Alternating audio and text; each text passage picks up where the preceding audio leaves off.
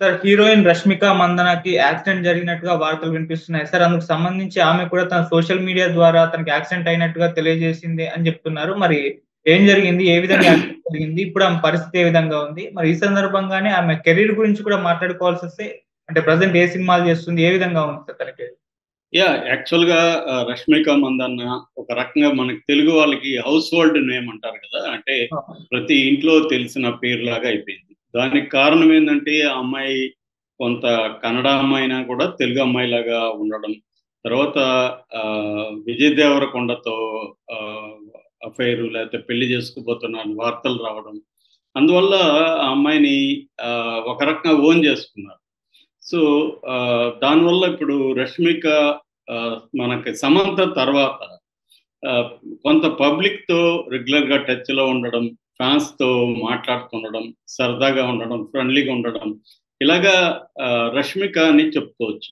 అయితే 'సమంతకి' ఆరోగ్యం బాలేకపోవడం వల్ల ఆ అమ్మాయి కెరియర్ బ్యాక్ సీట్‌కెళ్ళింది. బట్ 'రష్మిక' కన్నడ నుంచి తెలుగు, తెలుగు నుంచి తమిళు, తమిళ్ నుంచి హిందీ ఇలాగా పాన్ ఇండియా యాక్టర్ అయిపోయింది. సో, ఒక రకంగా సౌత్ ఇండియాలోనే ఎక్కువ రెమ్యునరేషన్ తీసుకునే అమ్మాయిగా ఇప్పుడు ఆమెకి పేరొచ్చింది. సో, ఇప్పుడు ఒక ఆమె పెట్టిన పోస్టు షాక్‌కి గురిచేసింది. అదేంటంటే, నాకొక యాక్సిడెంట్ జరిగింది. నేను ఒక నెల నుంచి రెస్ట్ తీసుకుంటున్నాను. ఆహ్, త్వరలోనే నేను మళ్ళీ షూటింగులకెళ్తాను. అని జెప్పి ఈ సందర్భంగా ఒక మెసేజ్ గూడా ఇచ్చింది. అదేంటంటే లైఫ్ అనేది చాలా ప్రెజైల్ అనింది. ప్రెజైల్ అంటే ఎప్పుడు అంత స్ట్రాంగ్ కాదు. ఎప్పుడైనా ఏమైనా జరగొచ్చు. అందుకని రేపనేది ఉంటుందో లేదో కాబట్టి ఎవ్రీ డే హ్యాపీగా ఉండండి అన్నట్టుగా గూడా ఆమె ఇంగ్లీష్‌లో ఒక మెసేజ్ ఇచ్చింది. సరదాగా నేను లడ్లు ఇప్పుడు ఎక్కువ తింటున్నాను అన్నట్టుగా కూడా సరదాగా కామెంట్ చేసింది. సో, బేసిక్‌గా ఆహ్, ఎవరికైనా అంటే హీరోలకైనా, హీరోయిన్‌లకైనా ప్రమాదాలు జరిగినప్పుడు మొత్తం అటెన్షన్ ఆహ్, వాళ్ళ వైపు ఉంటది. ఎందుకంటే ఒక ఆందోళన ఉంటది. రెండోది సెలబ్రిటీల లైఫ్‌కి సంబంధించి ఎవ్రీథింగ్ ఇంట్రెస్టింగ్‌గా గాసిపుల్‌గా కావచ్చు మాట్లాడుకుంటారు ప్రజలు. ఎందుకంటే ఇప్పుడు ఎవరైనా నలుగురు కలిస్తే 2 టాపిక్స్ ప్రధానంగా ఉంటాయి. ఒకటి రాజకీయాలు, 2 సినిమాలు. ముఖ్యంగా ఇది మగవాళ్ళకైతే ఈ 2 టాపిక్‌లు కంపల్సరీ. స్త్రీలకైతే ఎక్కువ మంది స్త్రీలు రాజకీయాలు ఎక్కువ మాట్లాడరు. కానీ ఇటువంటివి అంటే సెలబ్రిటీలు, వాళ్ళ లైఫ్ స్టైలు, వాళ్ళ స్టైలు ఇవన్నీ స్త్రీలు కూడా మాట్లాడుకుంటారు. ఇంకా సినిమా ఫ్యాన్స్ చెప్పాల్సిన అవసరం లేదు. సో, అలాగా 'రష్మిక మందన్న' ఈ పోస్ట్ అనేది విపరీతంగా వైరల్ అయింది. ఆ అమ్మాయికి ఏమైందని. కానీ ఆమె ఏమైందని చెప్పలేదు. ఆమె పరిస్థితి చూస్తే 1 మంత్ రెస్ట్ అంటే కొద్దిగా ఆహ్, సీరియస్‌గానే ఆమెకి ప్రమాదం జరిగింది. But at the same time అదేదో లైఫ్ థ్రెటనింగో ఇంకోటో కాదు.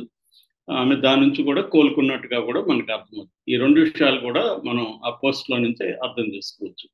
ఇక ఆమె కెరియర్ విషయానికొస్తే బేసిక్‌గా ఆమె ఆహ్, కొడవ ఫ్యామిలీకి చెందింది. కొడవ అంటే అదొక కన్నడ కర్ణాటకలో కొడగు అనే ఒక డిస్ట్రిక్ట్ ఉంటది. అక్కడ ఎక్కువుంటారు. కొడవ హిందూస్ అంటారు వీళ్ళని.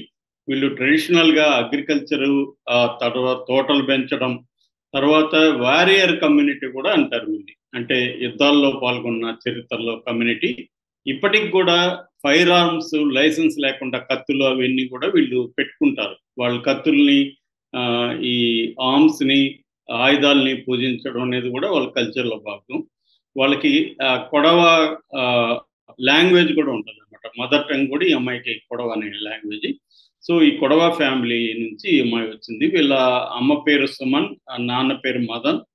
సో, ఆహ్, ఆయన కాఫీ ఎస్టేట్స్ ఉన్నాయంట. అక్కడ ఎక్కువగా మన కూర్గ్ వైపు ఉంటదనమాట వీళ్ళది. ఈ అమ్మాయి కూడా కూర్గ్‌లో చదువుకుంది. సో, కాఫీ ఎస్టేట్స్ అనేది అక్కడ సెపరేట్‌గా ఇండ్లుంటాయి. మేము 'కిల్లింగ్ వీరప్పన్‌కి' తర్వాత నేను నా సినిమా కూడా 'నయీం డైరీస్' కూడా అక్కడ షూట్ చేశానండి యల్లాపూర్ ఫారెస్ట్‌లో. అక్కడ కూడా సెపరేట్‌గా కాఫీ ఎస్టేటు అక్కడ బ్రహ్మాండమైన ఇల్లు అలా ఉంటుంది అనమాట. అడవిలో అట్లా ఎక్కువ అట్లాంటి ఇది ఉంటుంది. వీళ్ళది కూడా అలాంటి ఫ్యామిలీ. బట్ ఈ అమ్మాయి తర్వాత కాలంలో బెంగళూరులో రామయ్య కాలేజీలో ఇంగ్లీష్ లిటరేచర్, జర్నలిజం చదువుకునింది. యాక్చువల్గా వీళ్ళది వెరీ వెరీ ట్రెడిషనల్ ఫ్యామిలీ. అందువల్ల వీళ్ళు సినిమా యాక్టింగ్ కానీ లేకపోతే మోడలింగ్ కానీ ఇంట్రెస్ట్ చూపించలేదు బిగినింగ్లో. బట్ ఈఎంఐ పట్టుబట్టి ఒప్పించింది, బిగినింగ్ మోడల్గా చేసింది. దాని తర్వాత రక్షిత్ శెట్టి డైరెక్ట్ చేసి హీరోగా చేసిన కిరిక్ పార్టీ, తెలుగులో కూడా అది రీమేక్ అయిన తర్వాత కిరిక్ పార్టీలో ఈఎంఐ ఫస్ట్ ఆరంగేట్. నేను అప్పుడు బెంగళూరులో ఉండి థియేటర్లో చూశాను ఆ సినిమా. అది మనకైతే తెలుగు వాళ్ళకి పెద్ద కొత్తగా ఏమి అనిపించలేదు అది, ఎందుకంటే స్టూడెంట్ బ్యాక్డ్రాప్లో అనేక సినిమాలు మనకు వచ్చాయి. బట్ కన్నడ వాళ్ళకి అది చాలా ఫ్రెష్గా కొత్తగా అనిపించింది. ఎపిసోడిక్గా సినిమా ఉంటుంది. ఈఎంఐ సెకండ్ హీరోయిన్, ఇద్దరు హీరోయిన్లు ఉంటారు దాంట్లో. అయితే ఈఎంఐ మార్కులు ఎక్కువ కొట్టేసింది, పెర్ఫార్మెన్స్ కానీ ఫ్రెష్గా ఉండడం కానీ. అందువల్ల ఈఎంఐకి అక్కడ మంచి పేరు వచ్చింది. దాని తర్వాత ఒక యాక్షన్ సినిమా అంజనీ పుత్రతో యాక్షన్ సినిమాలకు ఎంటర్ అయింది. అక్కడ నుంచి ఆ అమ్మాయి ట్రావెల్ చాలా స్పీడ్గానే వేగం అందుకునేది. తెలుగులో చెప్పాలంటే చెలో అనేది ఆమె మొదటి సినిమా. దాని తర్వాత నాగశౌర్య అనుకుంటా కదా చెలో, అది మొదటి సినిమా. దాని తర్వాత గీతా గోవిందం.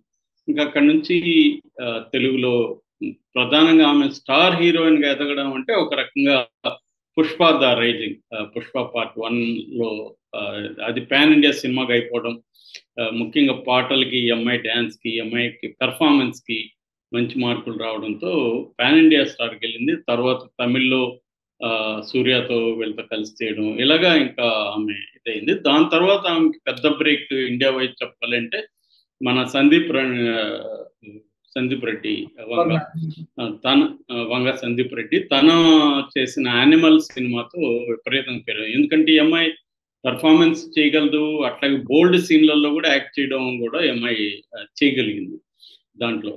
రెండోది కూడా చాలా కాంప్లెక్స్ సీన్లలో కూడా బ్రహ్మాండంగా చేసింది. అందువల్ల మనకి మామూలుగా అయితే సమంతకి పెర్ఫార్మెన్స్ ఇది ఉంది, కానీ సమంత ఇట్లాంటి బోల్డ్ సీన్లు ఈ కైండ్ ఆఫ్ ఇది లేదు.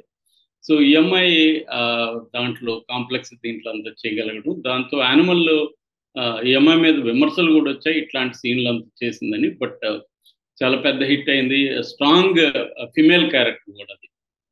సో అక్కడి నుంచి ఈ అమ్మాయి ప్రజెంట్ అయితే సల్మాన్ ఖాన్తో సికిందర్ అనే సినిమా చేస్తుంది, చావా అనే సినిమా చేస్తుంది, అట్లాగే పుష్ప 2 ఉంది. ఇలాగే చాలా బిజీగా అమ్మాయి చేస్తుంది. 28 ఏళ్ళు ప్రజెంట్. తనకైతే లాంగ్ కెరియర్, అంటే తన ఏజ్ కంటే కూడా తక్కువగా కనిపిస్తుంది. ఎందుకంటే వెల్ మెయింటైన్డ్ బాడీ అమ్మాయిది, ఎక్సర్సైజెస్ చేయడం ఇవన్నీ ఉన్నాయి. బట్ హెల్తీ బాడీ కూడా. మరి ఈ యాక్సిడెంట్ ఎందుకు జరిగిందో అనేది తెలియదు. ఈ లోపల విజయ్ దేవరకొండ వీళ్ళిద్దరి మధ్య కూడా వాళ్ళిద్దరి ఫోటోలు బయట పెట్టుకోవడం అప్పుడప్పుడు ఇలాంటివి, తర్వాత వాళ్ళ తమ్ముడితో ఈ అమ్మాయి ఇంటరాక్షన్, అవన్నీ కూడా బయటకు వచ్చాయి. చాలా మంది విజయ్ దేవరకొండ ఈ అమ్మాయి పెళ్లి చేసుకుంటారు అని కూడా అనుకున్నారు. యాక్చువల్గా ఈ అమ్మాయి రక్షిత్ శెట్టితో నిశ్చితార్థం వరకు వెళ్ళి క్యాన్సిల్ అయింది, కోర్ స్టార్ దాంట్లో కిరిక్ పార్టీలో. అప్పటి నుంచి వాళ్ళిద్దరూ లవర్స్గా ఉన్నారు, డేటింగ్ చేశారు. దాని తర్వాత కంపాటబిలిటీ ఇష్యూలు అని చెప్పి వాళ్ళిద్దరి మధ్య ప్రాబ్లమ్స్ వచ్చి విడిపోయారు. యాక్చువల్ రక్షిత్ శెట్టి కూడా కన్నడలో ఒక స్టార్ హీరోగానే చెప్పుకోవచ్చు. డిఫరెంట్ ఫిల్మ్స్ చేయడంలో రక్షిత్ శెట్టి ముందు నుంచి కూడా పేరుంది అతనికి. అంటే కన్నడ సినిమాని కోర్స్ని మార్చిన కొంతమంది నటులు, డైరెక్టర్ల లిస్ట్లో రక్షిత్ శెట్టి కూడా ఉంటాడు. సో అతనితో మళ్ళీ బ్రేకప్ అయ్యింది. ఇప్పుడు ప్రజెంట్ అయితే ఆమె కెరియర్ మీద ఫోకస్ చేస్తున్నట్టుగా కనపడుతుంది పెళ్లి కంటే కూడా. ఎందుకంటే ఇప్పుడే పెళ్లిళ్ళకి ఎంటర్ అయితే కెరీర్ ఇబ్బంది పడుతుంది, ఎందుకంటే సమంత లాంటి వాళ్ళని చూస్తున్నారు కాబట్టి. తను పెళ్లి కంటే కూడా కెరీర్ ఇంపార్టెంట్. వాళ్ళు ఏంటంటే పెళ్లి అనేది చాలా మందికి అదొక మజిలీ లాగా, అంటే ఇంకా లైఫ్ని పెద్దగా మనం ముందుకి కెరియర్ అవన్నీ వద్దు అనుకున్నప్పుడే పెళ్లిళ్ళకి ఎక్కువ మంది సెలబ్రిటీ హీరోయిన్లు ఎంటర్ అవుతారు.